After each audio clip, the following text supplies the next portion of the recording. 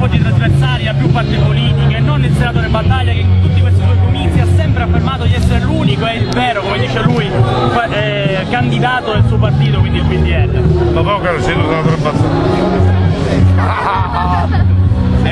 Se si conosce il senatore Battaglia si appoggia pure la faccia.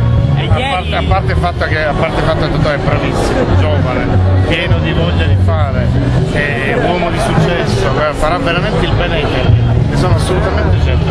Ormai c'ho una certa esperienza nel settore, avendo scelto in tutta la mia carriera tantissimi sindaci, tantissimi amministratori, e credo che la mia esperienza mi possa far dire serenamente che Totò sarà un ottimo sindaco. Ieri, come ben sai, è venuto il ministro Alfano e abbiamo cercato, rincorrendolo, di chiedergli cosa ne pensa veramente di lei e della sua candidatura ad assessore qui a Terni, e ci ha risposto con un po' di incertezza dicendoci: ma guardi, io sono venuto qui solamente perché appoggio il senatore Battaglia e perché sono del PDL. Come risponde a questa frase? Ma intanto prima rispondo a lui, gli do una risposta e io gli devo rispondere, se non risponde lui. Lui è sempre così, sempre uguale, non mette mai il dito nell'acqua calda.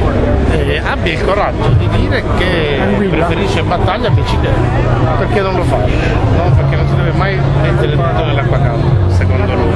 Io invece metto tutta la mano quando è necessario nell'acqua calda, ma brucio se è necessario, ma oggi mi brucio per Totò Burrafato contro Antonio Battaglia. E lo dico chiaramente. Bravo Gianfranco! Bravo Gianfranco!